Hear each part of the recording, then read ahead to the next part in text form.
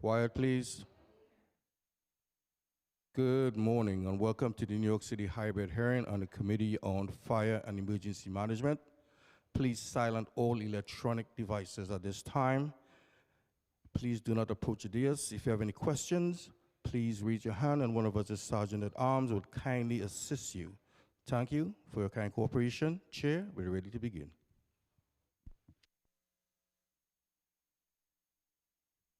Good morning. My name is Joanne Ariola, and I am the Chair of Fire and Emergency Management Committee. I would like to acknowledge that I'm joined here at the table with my colleague Eric Dinowitz. Today we will be, and Joseph Borelli, our Minority Leader. Today's hearing will focus on 4 bills that aim to strengthen our city's emergency response, as well as better equip our first responders to serve the public. Introduction 138, introduced by Councilmember Yeager, would require the fire department to provide vehicle insurance, access to medical supplies, and ambulance driver training for volunteer ambulance services. Intro number 903, introduced by Minority Leader Borelli, would require the fire department to provide the type of body armor it determines would be most suitable for the protection of its employees engaged in emergency medical services. Introduction number 904, also introduced by Minority Leader Borelli, would require the fire department to provide a de-escalation and self-defense training to its employees who provide medical services. Such training would be available at least once per calendar year. And Introduction 1167, introduced by Councilmember Dinowitz, would require the Commissioner of Emergency Management, in consultation with the Office of the Mayor and the community boards, to identify and designate facilities within each community district to serve as rapid emergency response centers. Each center would be required to stock supplies for residents that have been displaced by a natural human-caused disaster. This bill would also require the Commissioner of Emergency Management, in consultation with the Commissioner of Citywide Administrative Services, to submit an annual report to the Mayor and to the Speaker of the City Council regarding the inventory of supplies in each community district's Rapid Emergency Response Center. The collection of legislation will provide additional support and protection to our brave New Yorkers who work to provide emergency medical services. I'd like to thank all those from the public as well that are here as representatives from the administration who are here to provide testimony. I will now turn the microphone over to Minority Leader Borelli for his opening remarks. Thank you, Chairwoman. It's nice to see you with the gavel that I held for a couple of years. It was a lot of fun. Last September, EMT Captain Allison Russo, a 24-year veteran of the FDNY, was standing outside of her station in Astoria, Queens. Unfortunately, we know the results of what happened that day. She was brutally stabbed to death. Unfortunately, the number of attacks on EMTs has significantly risen since 2020. There were 168 attacks on EMTs in 2018. That number doubled to 386 in 2021. So far this year, through July, 121 attacks have been committed on our EMTs. We know our EMTs are, for better or worse, whether they want to be or not, they are the front line of our service delivery in our city. The goal of these 2 bills, Intro 903 and Intro 904, will be to protect them in a way that we've done, or we've tried to do in the past, but not done a very good job. We know the FDNY currently provides body armor in many cases to many EMTs, but this bill would require specific gear fit and sized for individual EMTs so that they can have the best protection possible. Intro 904 would require the department to provide self-defense and de-escalation training. And I recognize that it's not the goal of this department or any fire department to have to deal with self-defense tactics and techniques amongst members of an entity that doesn't routinely deal with violent people. Nonetheless, we're at the point in our city's history where, with hundreds of attacks each year on EMTs, we simply have no choice. So I thank the chair for hearing this bill, and I thank the department for weighing in. Thank you, Minority Leader. I now turn to Eric Dinowitz, who will speak on his bill. Thank you, Chair. Good morning. I'm proud to be here this morning to advocate for Bill 1167, which was introduced by myself along with Councilmember Riley at the stated meeting of September 14th, 2023. And thank you, Chair Ariola, for putting this on the agenda. This bill requires the Department of Emergency Management to identify and designate facilities within each community district to serve as rapid response centers that would stock supplies for residents that have been displaced by natural or human-caused disasters.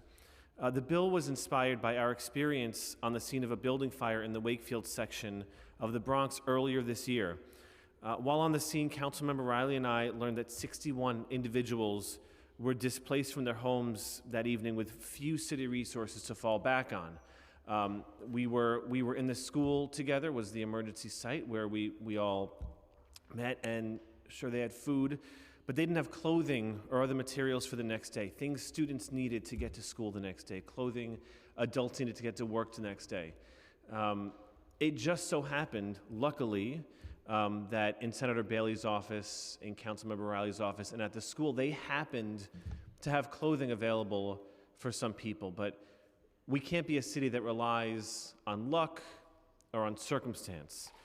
We have to ensure that we are providing the resources necessary so in the case of an emergency, in the case of a disaster, people have the support and the materials that they need to as best as they can, move on with their lives. And as the year progresses, the need for these emergency response centers becomes increasingly urgent.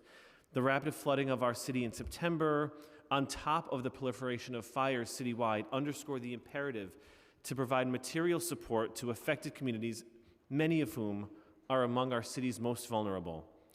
In addition, of course, as climate change continues to progress, reports show that as many as 40% of New Yorkers, particularly low-income New Yorkers, will fall victim to displacement as a result of flooding, storm surges, and rising sea levels.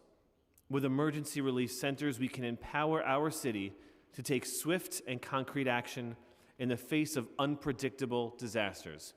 I want to once again thank Chair Ariola and the members of the Committee on Fire Emergency Management for the opportunity to speak today, and encourage all my colleagues to join the 18 other co-sponsors on this bill, Intro 1167. Thank you. I'd like to acknowledge that Councilmember Kagan is here. And now I will turn the mic over to Will Hongesh. Thank you, Chair. We'll now hear testimony from Chief Michael Fields of the New York City Fire Department Bureau of Emergency Medical Services. Before we begin, I will administer the affirmation. Please raise your right hand. Right hand. Do you affirm to tell the truth, the whole truth, and nothing but the truth before this committee, and to respond honestly to council member questions? I do. Thank you.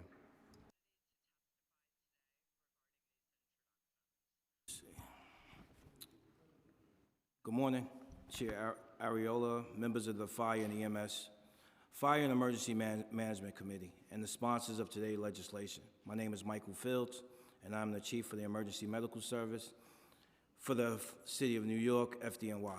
I appreciate the opportunity to speak with you today about legislation being considered by the Council. Right?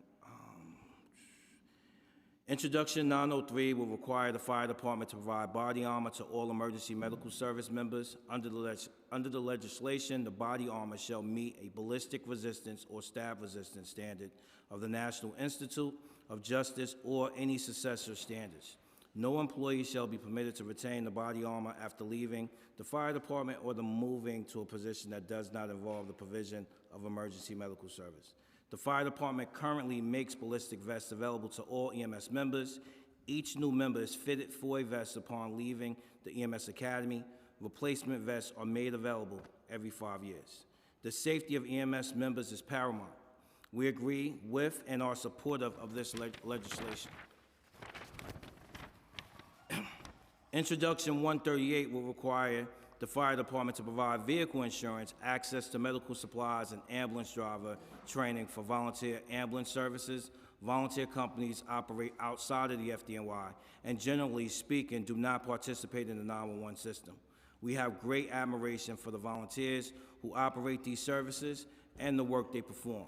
Some volunteer companies have been stepped up to provide support to the department during extraordinary circumstances, such as during COVID pandemic, and we are grateful for that.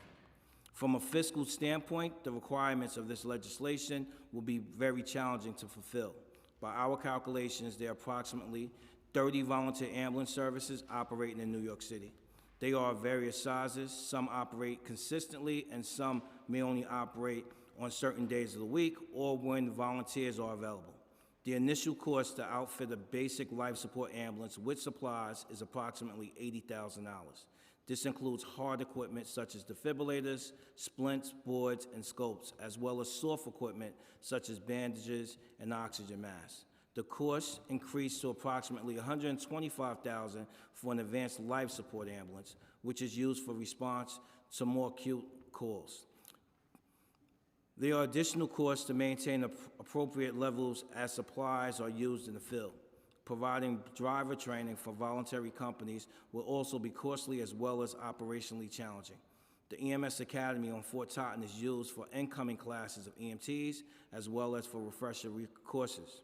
Training for members to maintain certification and advanced instructions for paramedics and EMS officers. As the committee is aware, we have expanded our Fort Totten facility in recent years to better accommodate larger EMS classes and training. Using FDNY facilities to provide the training of all volunteer drivers in New York City will displace FDNY personnel training and necessitate increased overtime for instructors.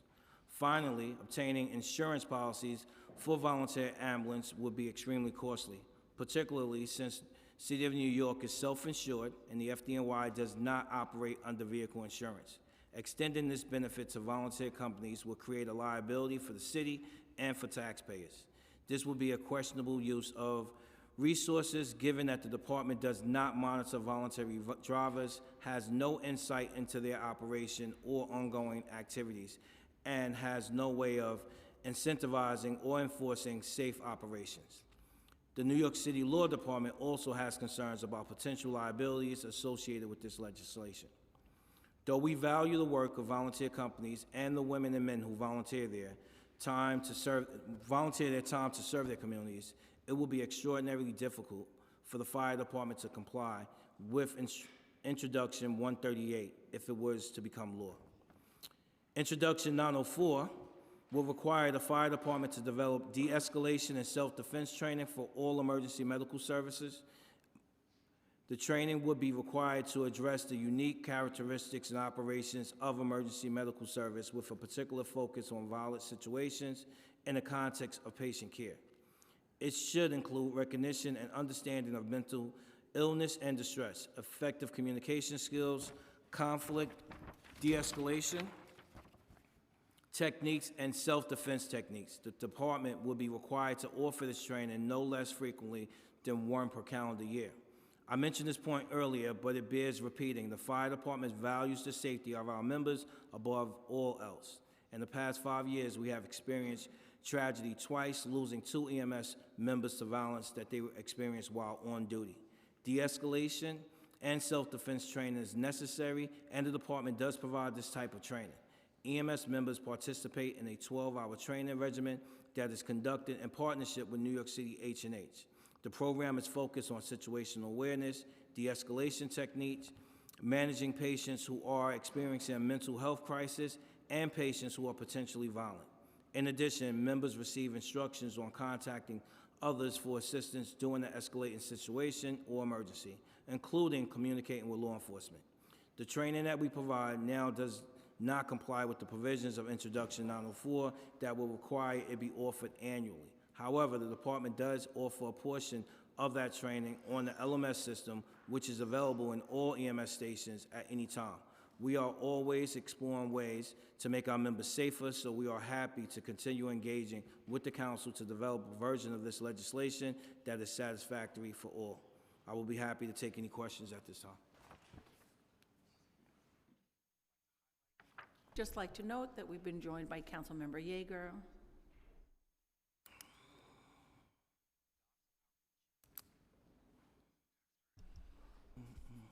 So thank you for your testimony, and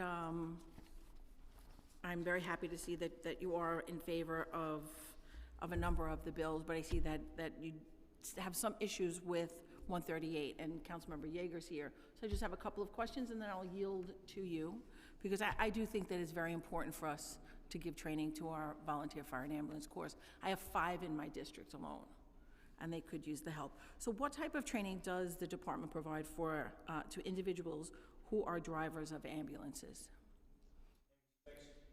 In respect to the EMS, fire department. So in respects to EVOC, we offer evasive vehicle operational course. That is a 4-day course in which we teach them the operations of ambulances, how to avoid accidents, pretty much vehicle defensive driving for ambulances. And how many, and you said it was 12 hours, you said? It's over a 3-day course. One is end day, and then there's 2 days that's field operations. And do all EMS personnel receive this training, or just drivers? Every EMS worker receives the training. We don't have drivers, ambulance drivers. They're all EMTs or paramedics. Okay. And does a shift have a designated driver for each ambulance? Yes. So either one of the members can drive. They make that determination based on operational needs. Okay. Do you know how many volunteer ambulance companies that are recognized by the fire department in this city? And the I believe I gave boroughs? testimony that there are 30, and 17 of them assist in 911 operations whenever called upon. And you provide those services to these recognized volunteer fire and ambulance companies, or no? You're saying, can we or did we? I'm sorry. Do you? No, we do not. You recognize them, but you don't want to give them any training? You haven't? We have not given them any training. Okay. We do recognize that they are community-based. They are definitely a part of the community system. Anytime that we had an epidemic or a pandemic, we asked NYSEM to activate the mutual aid, for which they in turn, sometimes they can assist, other times they can't. Logistically, we cannot provide the services to them because we don't have enough real estate barely for our members. So during these fiscal times, in order for us to train or upstaff so that we can provide EVOC services to 30 ambulance companies that volunteer, that will be a lot of money that we have to push out, a lot of resources, a lot of staffing power that we have to put out, and more importantly, we don't have the real estate. We lost some buildings recently, one being a building inside of Ford Channel, which we did the Be Heard training at, and then we lost another building to United States military at Fort Totten. So the resources that we have right now to do the actual classes have decreased, as well as the EVOC field. Even though we expanded on it, we expanded to accommodate the 200 members that we push out each class. Now to be adding an additional load to that, I don't think that we can sustain it right now. But if you rely on them, wouldn't it be in your best interest to train them so that they go with the same policy and procedure that the FDNY uses? So, as a common sense precaution? I don't think so. I don't think that that's the common sense precaution to it. I believe that even though we call on them for times of need, every EMT inside the state of New York operates under New York State protocol. So for them to be an EMT, they need to have certain trainings that come along with their community-based ambulance corps. I don't believe that the fire department is indeed responsible for making sure that they have that training. Where do they get that training now? Would be private companies, maybe they pay for it. Correct, they get it through whatever private company or community college that offers EMT courses. We train our own at FDNY. I'm not quite sure where they get their training from. Councilmember Yeager, did you have questions? Thank you, Madam Chair. Morning, how are you? Good morning. Okay, I'm not going to speak to all the volunteer ambulance corps in the city, and I understand there's 2 dozen, maybe 3 dozen, but there's one that I'm very familiar with, and I'm sure you're familiar with. It's Hatzolah. I'm sure you've heard of it. I have. Okay. Hatzolah, every single day, responds to 250 calls that result in transports to hospitals. There are many thousands of more emergency calls that Hatzolah responds to that are not transports, that are simply providing assistance on the site and don't result in a transfer to a hospital. That's about 65 to 75,000 calls a year. Those are calls that would otherwise go to the 911 system, where an FD ambulance would have to respond. So while I recognize the cost implications in your testimony, and I understand that these things cost money, but it's also a fact, I think, and I don't think it's a disputable fact, that the existence of these volunteer corps, and particularly the one that I am most familiar with, result in a cost savings to the city. In other words, if tomorrow morning these 2 to 3 dozen ambulance corps would no longer exist, 911 would collapse. The fire department system would not be able to respond to the influx of calls that would now have to flow to 911 instead of going to the volunteer ambulances that are doing these transports. So given that, and I don't think, like I said, it's disputable, and for sure you're here and you feel free to dispute it if you wish, isn't it ultimately a cost savings to the taxpayers? All right, so I do not believe that the 911 system would collapse if we took on an additional 65,000 calls. I believe that the EMTs and the paramedics within the New York City Fire Department, as well as how it's managed, will be able to take on those calls. We are extremely grateful for the work that Hatzola does inside their communities, as well as throughout the city, right? We are helpful. I mean, we are thankful for any community-based ambulance that decides to lobby their community for donations, and then they provide voluntary services to those communities so that they can assist with the 911 system. I do, undisputable, believe that, yes, it is definitely, you do assist with the call volume, and we are appreciative towards that. Is it a cost savings? I don't believe so. First off, somebody would have to tell me how many personnel does Hatzola, as well as every community ambulance corps has. You may have some, you may have some places in which they have 2 voluntaries, and you may have other places that may have 1,000. Of those 1,000 volunteers that they have, how many of them actually volunteer and does service work within those communities? Some just show up once every year or so to say, I did a tour on the ambulance. But the fire department would then be responsible for to ensuring that each one of those members that say that they are a volunteer, whether at Hatzola, whether at Bravo, whether at Prospect Park Ambulance, whether at Central Park Ambulance, were trained. I think that is a heavy lift. I don't think that that's cost savings. Additionally, how many ambulances do each one of these have? We are self-insured. What's the average insurance policy for an ambulance on a daily basis? And then you have to take into account what is their DMV record, right? So if somebody who has more violations than others, therefore the insurance is going to go up. So right now, just in the world of utopia, I don't think that that is indeed a cost savings that gets offset by the 65,000 calls in which Hatzola does. By no means am I asking that you lobby towards Hatzola and tell them to stop. I appreciate that, Chief. I can answer some of these questions for you. I'm happy to do that because I don't think it's a good thing that if the fire department doesn't know these answers, and so I appreciate the back and forth. The answer is that there are 110 Hatzola ambulances in New York City, some of which I've spent the last 6 years in office buying through capital for Hatzola, and by no means have I been able to do all 110, but there are 110 ambulances.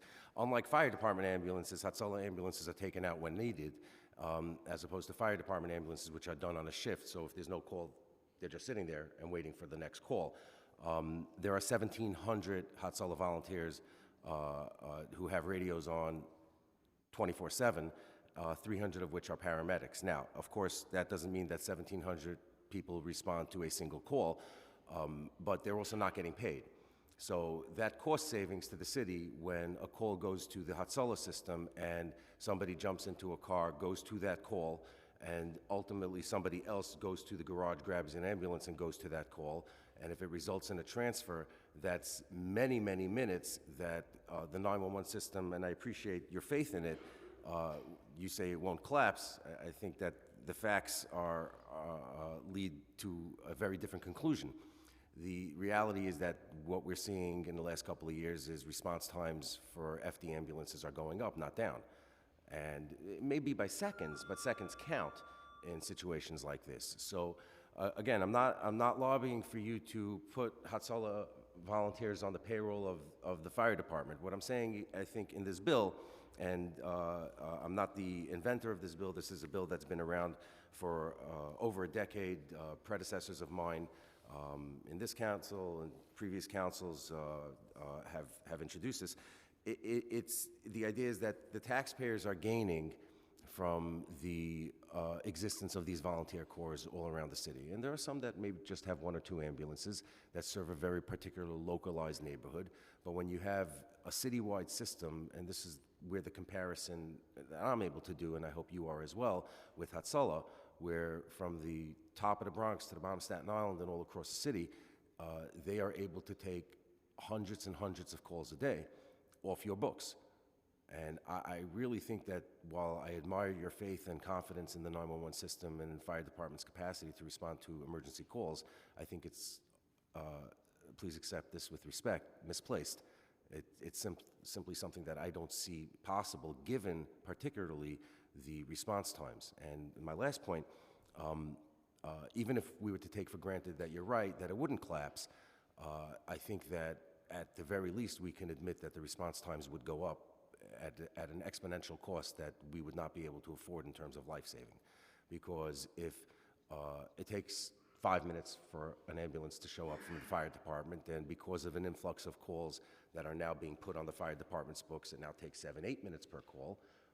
Those extra minutes are lives, and they will cost lives. So I would just urge you to consider that in your opposition to this bill, because I do think that there's a way that the taxpayers can partner a little better and can pick up some of the cost of these volunteer ambulance corps all across the city, because those systems are taking the work off the FD's books.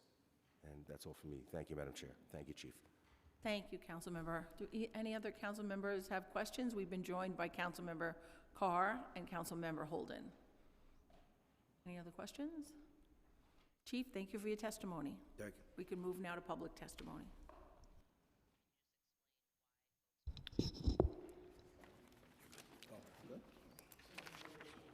Thank you. Oren Barzilay.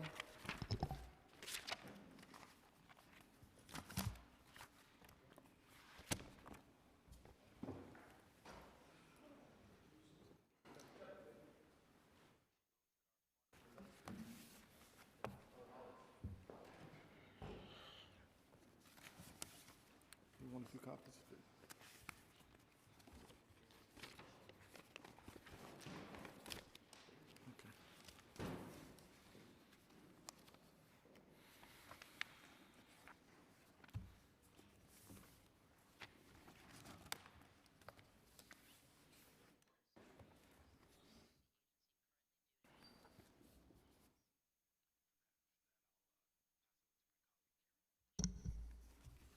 Good morning, Committee Chairperson and Honorable Council members.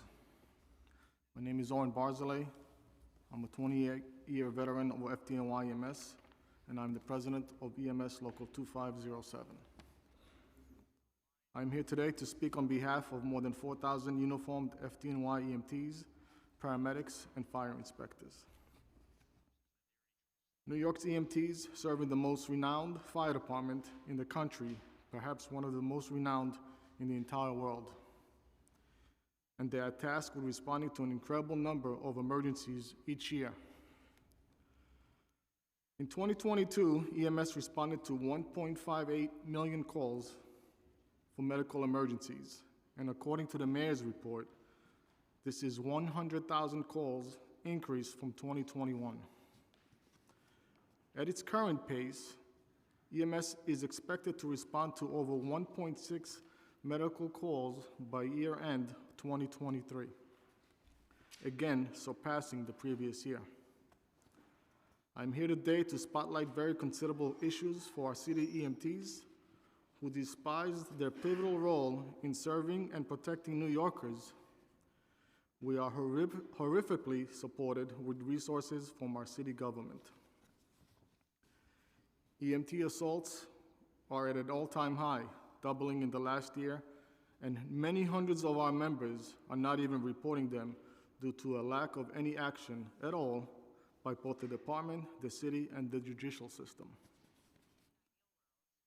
When we arrive at the scene of an emergency, We don't carry guns like our counterparts NYPD. We don't have access like our fire department firefighters brethren. We roll up in the scene of an emergency with a doctor's bag to provide medical care. What is the city going to do to fix this? I urge the committee to pass legislation so that all EMTs and paramedics are not left alone in the back of an ambulance. It must be mandated for the FDNY to require a 3-man crew in an ambulance. This way, no one is ever left alone. Furthermore, all of our supervisors respond on their own without any additional resources. They also need to have an aide as well. If you're faced with such high chance of getting assaulted in your workplace, it's the employer's responsibility to keep the workforce safe. That protection of our members is absolutely not happening right now. Perhaps it's time that the city designate EMTs and paramedics as peace officers. EMS is being totally and completely starved of necessary resources to allow us to work safely and protect the city citizen at the same time. Right now, the FDNY is providing body armor and ballistic vests on a voluntary basis. The tragic uptick in stories about EMTs and paramedics being brutally assaulted is worrying and alarming.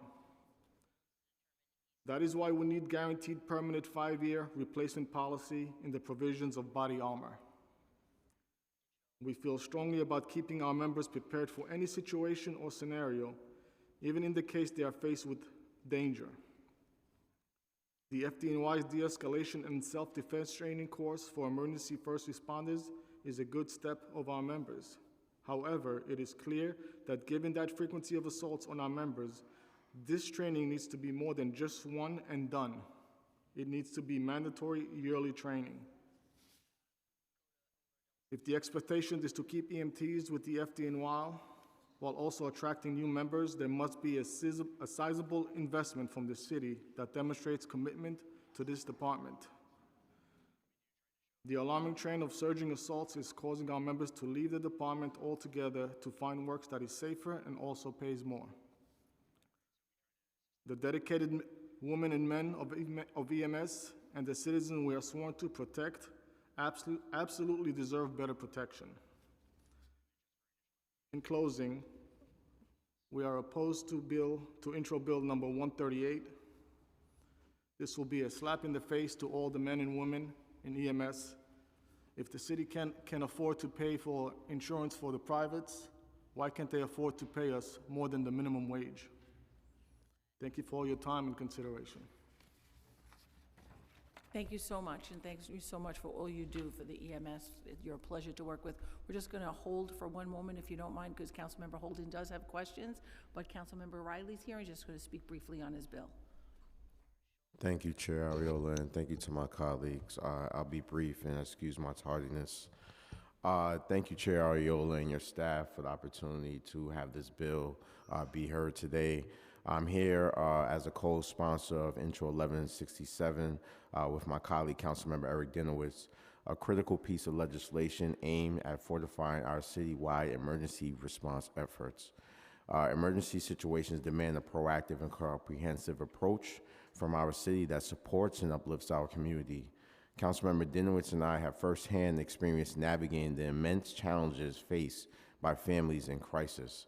In the wake of a devastating apartment fire in the Bronx Wakefield section, which Councilmember Dinowitz and I serve, where 61 people were displaced in January, we witnessed a profound impact on families and the surrounding communities. The devastating impact of fires and other adversities in NYC extends beyond the physical damage, deeply affecting communities by displacing families, disrupting lives, and creating urgent needs, thus emphasizing the critical necessary need for swift and holistic support to aid the victims in their recovery. Navigating our city's service systems during such emergencies revealed immediate and severe supply challenges. This experience underscored the urgent need for accessible emergency response centers in every community district. Intro 1167 stands as a beacon of hope to address the need and significant enhance of our city emergency response infrastructure. I extend my gratitude to the 16 council members who already endorsed Intro 1167 and affirming their commitment to safeguarding vulnerable New Yorkers. I continue to urge each of my colleagues to lend their support to this crucial legislation. By signing on to this legislation, we collectively stand behind the establishment of emergency response centers citywide. I want to thank the men and women at the fire department for the hard work, the men and women with our EMS department for their hard work as well, who helped out with this fire that took place in January, and just think that this will be an additional resource to them, to the communities that we serve each and every day. Thank you, Chair Ariola, for this opportunity to speak, and I'm looking forward to the support from my colleagues. Thank you. Thank you, Councilmember Riley, and thank you both for your patience. Councilmember Holden. Thank you, Warren, and thank all you, the men and women under you, because, again, during the pandemic, they were amazing that they didn't work remotely. They couldn't work remotely, and they had all these extra hurdles to overcome. So, I thank you for your, not only your testimony, but for your service. I have some questions. You mentioned in your testimony that EMT assaults all-time high, doubling from in the last year. Can you explain why that's happening? And do you see a trend out there? Because I do. I'll mention what I think it is, but just what you're seeing on the ground. Ever since the bail reform was implemented, crimes, even though the reports may reflect otherwise, the crimes are up. Crimes are high. People commit a crime, and 2-3 hours later, they're out the door, committing the same crime again. So our police officers do their best, but when they realize that the DAs are not pushing for felony assaults, which the law requires them to do, they make plea deals with them, and the public knows this. Yeah. The public knows that it's a revolving door with the judicial system. So it's crime, obviously, and I went through this living in the 70s and 80s. We saw actual, arsonists trying to burn neighborhoods down, or for whatever reason. And then when the fire department responded, they bricks from the roof, and that was a regular occurrence. I don't know if you remember that, but that was a big deal. But I think it's also has to do with the lack of police. Because I was at a scene in my neighborhood, there was an accident, and EMS showed up first. And they actually said to us, cops are not going to probably even show up to this. But there was an argument ensued between, there was a car accident, and the two drivers were at each other. In fact, my staff and I had to kind of jump in between, and so did the EMS workers to try to break it up. So it's going to get worse before it gets better, I think, because we're losing a lot of cops. We're obviously losing a lot of men and women in the EMS and EMTs, but it's going to be more stress because the response time. I have police not responding in my district to 911s. They don't even show up. And if there's a car accident, almost like the EMTs know that they're there, and that's it. Nobody else is there. Yeah. And many times there's an argument in a car accident, and that's why we need backup. We need police. But just the fact that we have to talk about a bulletproof vest for an EMT worker, and just the fact that we have to train, like you want training, is kind of a disgrace. That this is what our predicament is. And so you said it's doubled in the last year. Was there a trend? It was upward, that we were getting more assaults in the previous years? So I think you raised up a very good point. When I started in the 90s, police went on majority of our calls with us. It was a deterrent when they see the police officer on scene. As the years progress, there's less and less police response to EMS calls. Be Heard is a perfect example. They don't go on mental health calls with us. These people are unstable. So yes, as we see less and less police force out there, the public gets bolder and the assaults will go up. And many of my colleagues don't even want the police to respond to emotionally disturbed individuals, but you don't know what you're going to get. You have no idea if somebody's emotionally disturbed, you don't know if they're going to get violent at any second. And you've seen that, and your men and women have seen that on a regular basis. That's and, correct. and so that we do have a lot more people on the street that are emotionally disturbed, not only in our subways, but walking around. We all see it as New Yorkers. You're seeing it on the front lines. So that's why the city needs to respond to this, and not only just have the EMS show up. You need backup. You need a police officer there, and that's why I think we all have to. And I'm against cutting police academy classes, obviously, and recruitment more in your area because you need backup, and many times it's not the police. Maybe you need another EMS to back up Right. So that's a situation I think is, like I said, it's going to get worse before it gets better. Thank you, Chair. Any other questions from our council members? No.